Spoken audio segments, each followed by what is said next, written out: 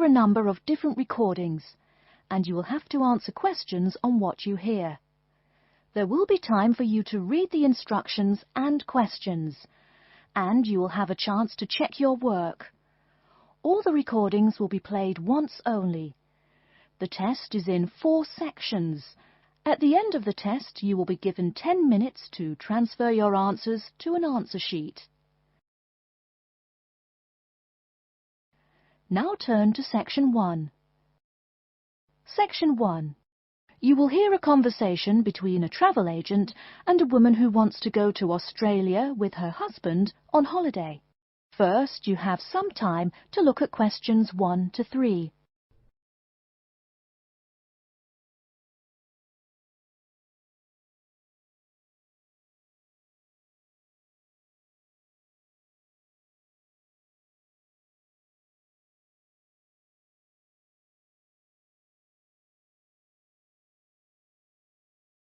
You will see that there is an example which has been done for you. On this occasion only, the conversation relating to this will be played first. Good morning. I've been looking at your holidays to Australia in your brochure. I'm thinking of going during the second half of next month. Good morning. As you can see from our brochure, we offer a wide variety of packages to various destinations in Australia. Is there anything in particular that interests you? The woman says that she has been looking at the holidays to Australia in the brochure. So, brochure has been written in the space. Now we shall begin. You should answer the questions as you listen, because you will not hear the recording a second time. Listen carefully and answer questions 1 to 3. Good morning. I've been looking at your holidays to Australia in your brochure. I'm thinking of going during the second half of next month.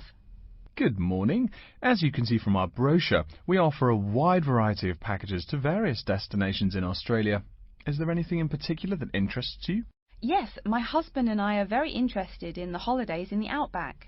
These holidays are becoming increasingly popular. Would you like to arrange flights and accommodation with us, or just accommodation? Can you arrange flights from Sydney? Certainly. OK, flights and accommodation then. Right, you said that you wanted to travel next month. Which date would you prefer? I should point out that there are no daily flights available, so if you have a flexible itinerary, that's better. Well, we arrive in Sydney on the 15th of April, and we were thinking of travelling to the outback on the 18th of August. April. OK, there's only one flight from Sydney to Alice Springs on the 18th, so I'll book you on that. It leaves at 10 in the morning, which is quite convenient.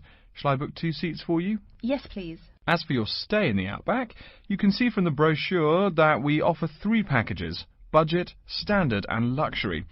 The budget package is about $500 Australian dollars, the standard package is about $700 and the luxury one is approximately $1,000, though it does depend on exactly what you would like regarding extras.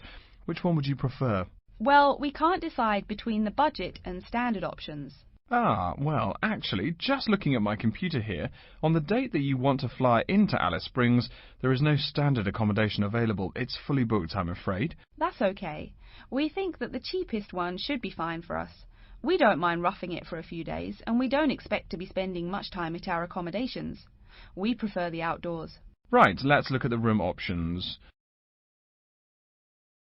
Before you hear the rest of the conversation, you have some time to look at questions 4 to 10.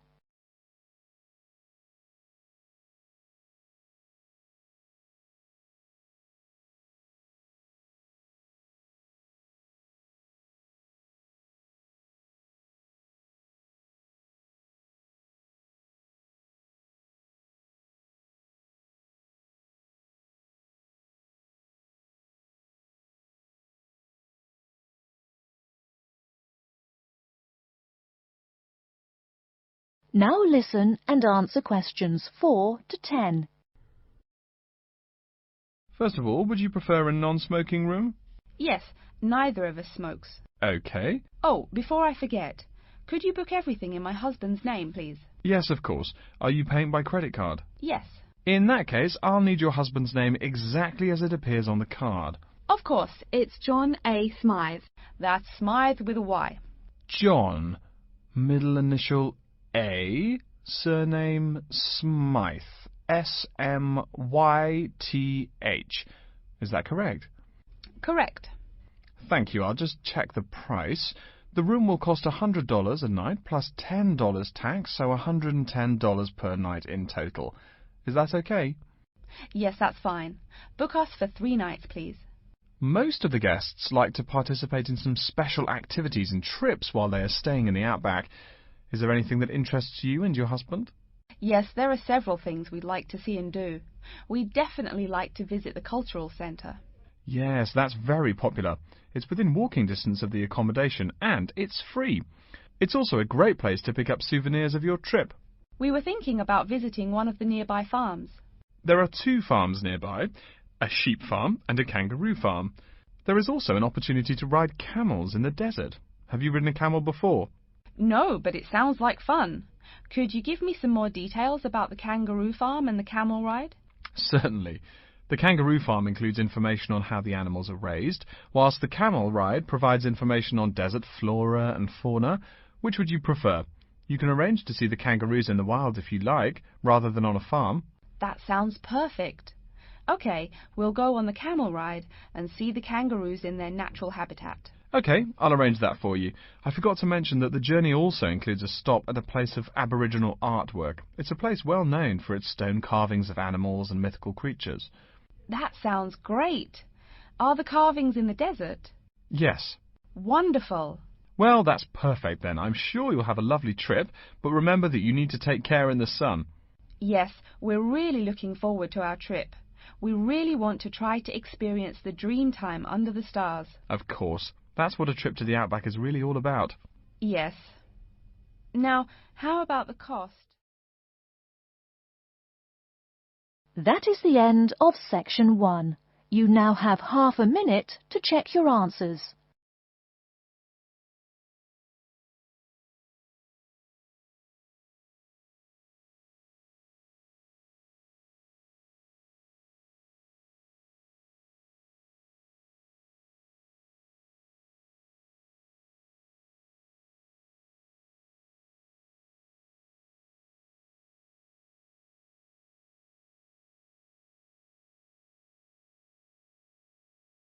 Now turn to section 2. Section 2. You'll hear an announcement which is looking for some volunteers. First, you have some time to look at questions 11 to 15.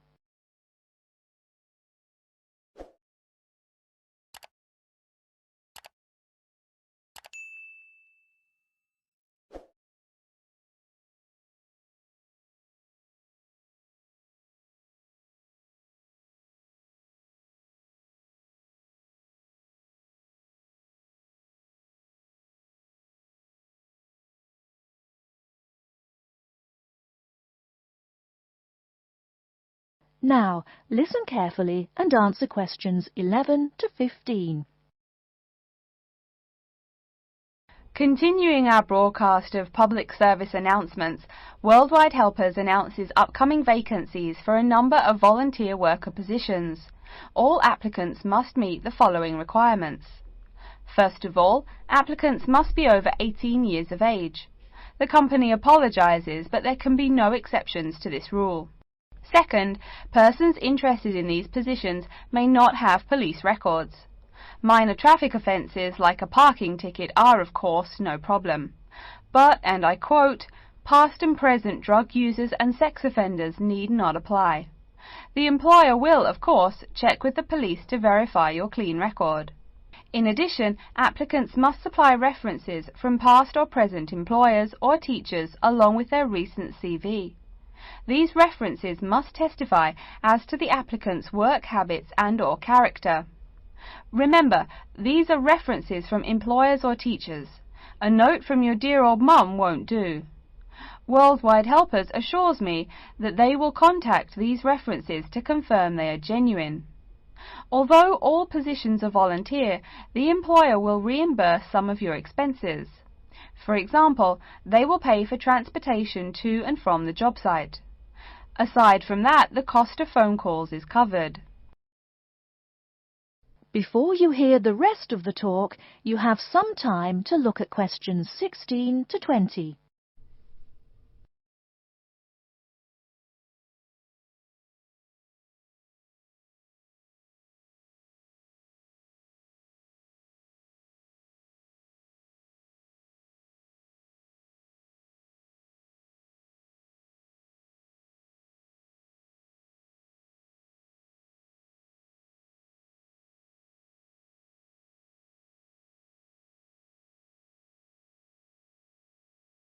Now listen and answer questions 16 to 20. As for the positions themselves, there are three types. The first involves assisting persons confined to wheelchairs. For this position, volunteers must be physically fit and in excellent health. They must be able to lift at least 150 pounds. They should also have a current first aid certificate from the Red Cross. But the most important requirement is that the volunteer must have his own car. On Tuesday afternoons, the volunteers take their clients to various scenic spots around the city to experience and enjoy nature. If you don't drive, but you'd still like to get involved, the centre has a number of openings for people to read to the blind. Readers must, of course, read English clearly. Persons with no foreign accent are preferred. For these positions, you must be available on Monday mornings. Oh, wait, I see a note here. There is one opening for someone who can read Urdu. Apparently, there is a Pakistani blind person who'd like to hear his or her native language, but the other positions are all in English. And finally, there are a limited number of volunteers needed to care for disabled children. I'm sorry, but the information I've been given does not say how many children or what disabilities they have.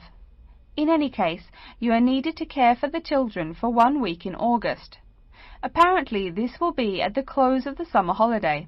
I would guess this involves helping them with the routine chores of daily life. Again, volunteers for this position must know basic first aid, be in good health, and be able to lift up to 75 pounds. All applications for this position have to be submitted no later than Monday, August 8th. Applications may be made either by regular postal service, the snail mail, or by email. The mailing address is Worldwide Helpers, Post Office Box 651, East Surrey, BY8 99C. Please write "Attention Mary Smith" on the envelope. Or you can send email to acrawfor@worldwidehelpers.org. That's acrawfor@worldwidehelpers.org. So get out there and do something good. Okay. Our next announcement is looking for someone to facilitate tiger breeding at the London Zoo. And get this, it's a strictly volunteer position. That means you don't get paid. Oh my God. I'm sorry, ladies and gentlemen, but I just have to laugh. That is the end of section 2. You now have half a minute to check your answers.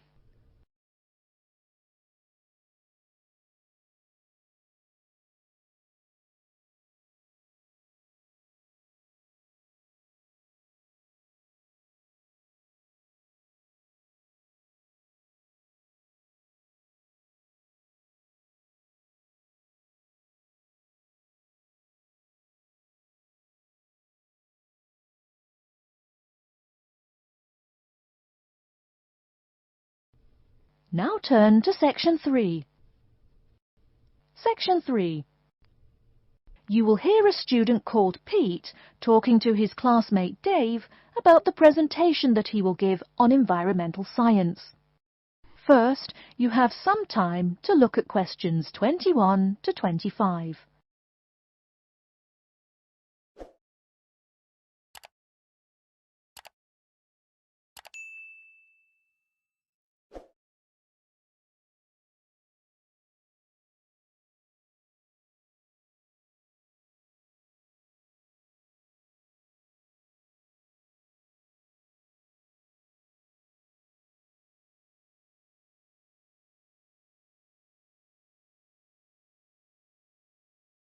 Now listen carefully and answer questions 21 to 25. Are you just leaving the library now? I saw you get there at 8 a.m. Yeah, I've been there all day. What for? They hire a cute new librarian or something? I wish. No, it's the presentation that I will give in environmental science the day after tomorrow. What's it about? I heard you were really excited about the class. And Dr. Schnee also calls you for the arcane questions, as he calls them. It's about environmental damage in the Yucatan. Excuse me, what? Or is that where? The Yucatan. It's a state in southeast Mexico. So what's happening there? Agriculture is having a really adverse impact on the environment. There are too many farmers doing too much farming. It's really destroying the forests and ruining the soil. Deforestation is a major problem there now. How did you learn about this? I don't recall Dr. Schnee saying anything about it in lecture. Yes, but my brother went there last month. You know, to look at the old cities like the Maya Indians built. That's what first got me interested. Your brother Tom? No, Dick, Harry's twin. Anyway, he told me how few trees there were now, and how much empty ground that grows almost nothing. He said the place looked more like the desert than jungle in some parts.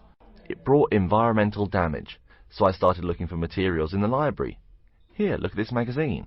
What's in it? It's an old issue of National Geographic. It includes interviews with tourists who have been there in the past few years. It's pretty bad. See the photos? I see the photos, but one or two photos don't prove anything. Then read what the article says. Right there. The first thing it points out is how soil samples show it's hard for anything to grow there. It says how an area of 21,000 square kilometers has lost most of its forest in the past 10 years. See, there are graphs.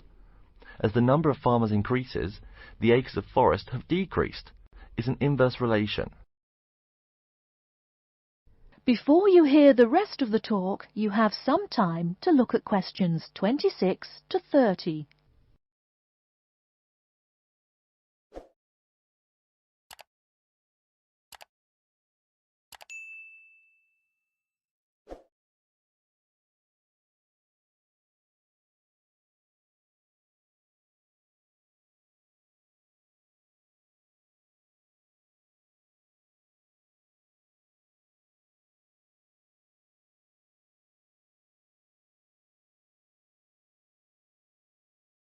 Now listen and answer questions 26 to 30. So, how big is that state? I'm sorry, but I've never really learned the metric system. It's bigger than the state of Massachusetts. That's shocking. Anything else? There's lots of else. Scientists say there's a growing area of about 10.5 square kilometers where nothing can grow at all.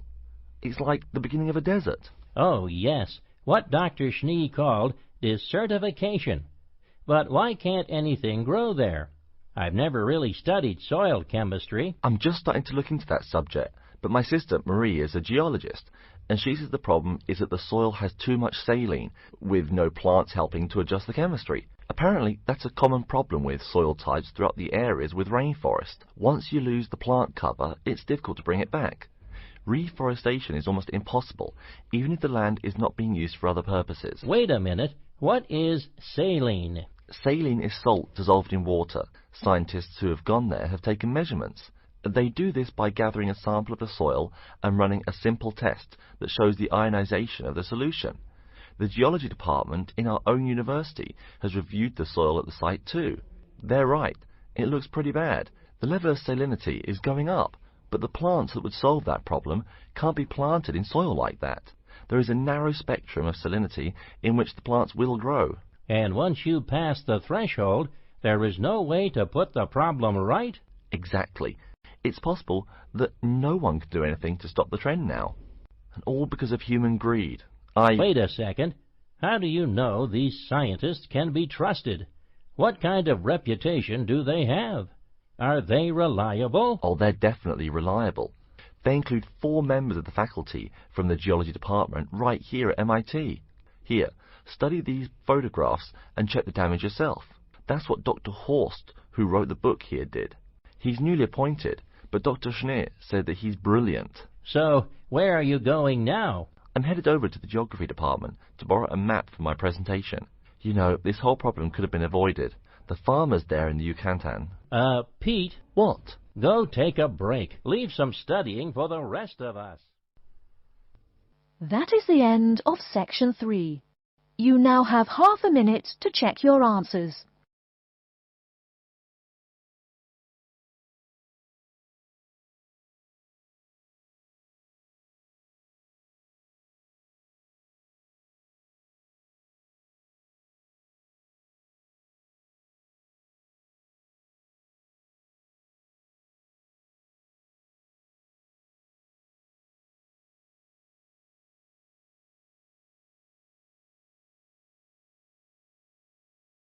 Now turn to Section 4. Section 4. You will hear a lecture's introduction to Insect Biology 101. First, you have some time to look at questions 31 to 40.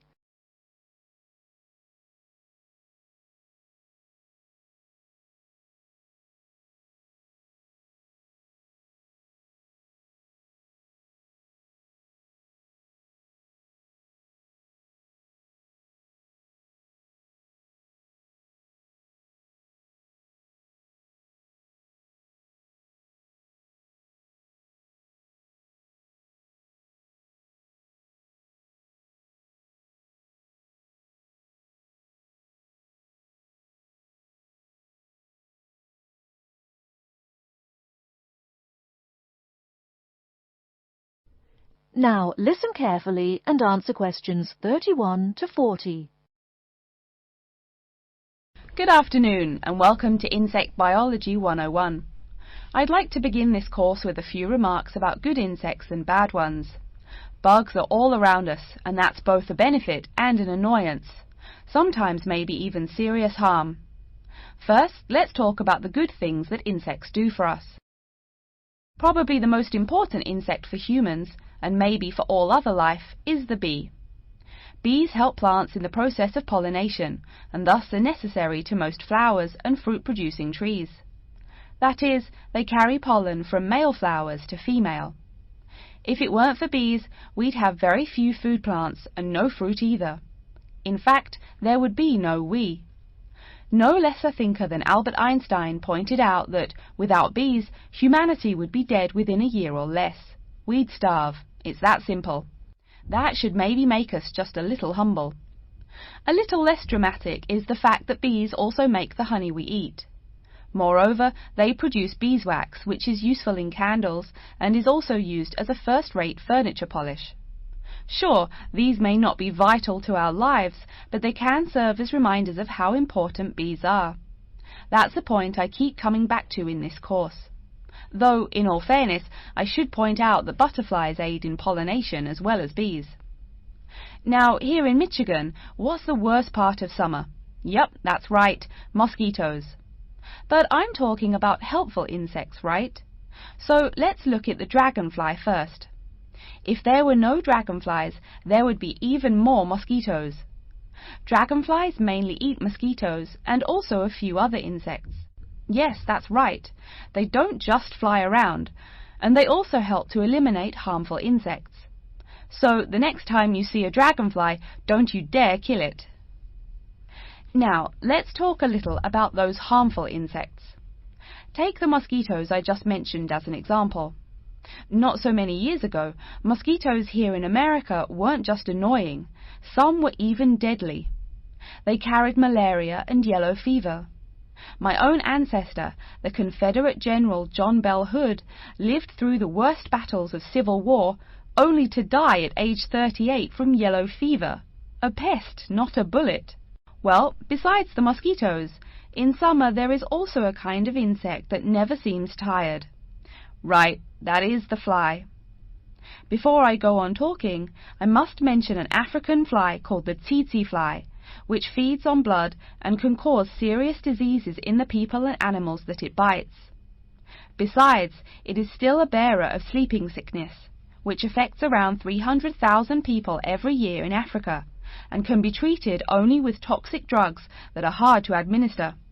Worse still, the drugs sometimes don't work. Other insects, of course, destroy food crops. In China, for instance, locusts continue to be a danger to the harvest in some areas. Less important, but still annoying, moths eat people's clothes and dust mites slowly destroy carpets. Worse, but still in the home, termites or white ants eat wood, the wood of your house. If they are not stopped, they can eventually destroy the whole building. Usually they seriously damage a building before anyone even notices them. So, as we all know, insects can be a real trouble. So, what to do? You can go ahead and start killing harmful insects. In the early decades after the Communist Revolution in China, Chairman Mao encouraged the people to swat every fly they could see. Slogans on the walls of buildings called them little capitalists. But flies reproduce too quickly for this to be a long-term solution. For some decades in the West, to kill insects with chemicals seemed a good remedy. Unfortunately, chemicals can only be used in a limited area for a limited time. It's a small-scale solution. The insects come back. Worse still, some of the poisons used, like DDT, were found harmful to the environment. Many kinds of wildlife, like hawks, were harmed. And people in chemical-using rural areas have one of the highest rates of liver cancer in the world.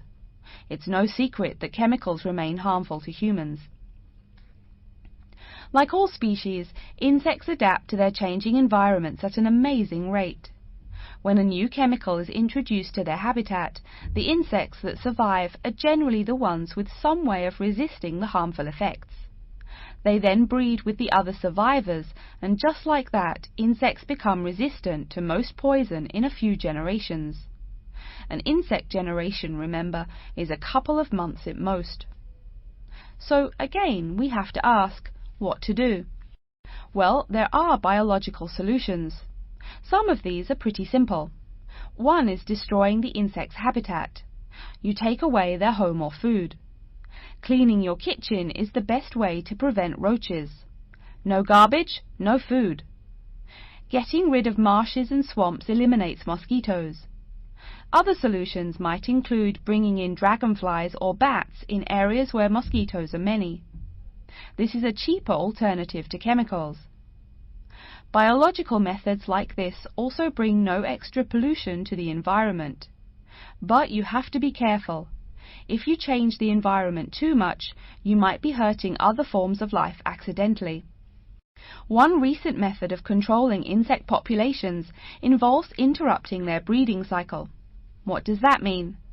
It means birth control for bugs.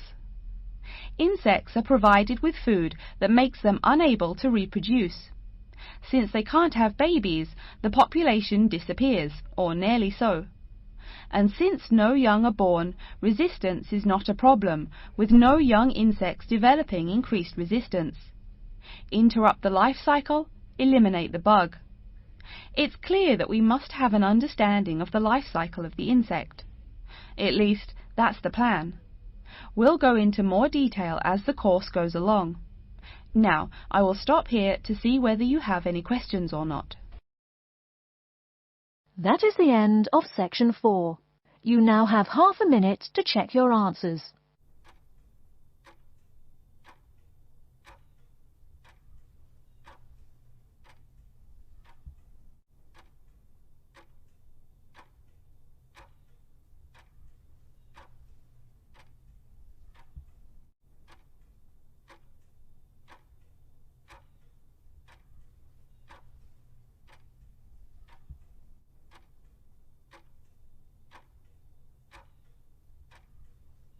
That is the end of the listening test. In the IELTS test, you will now have 10 minutes to transfer your answers to an answer sheet.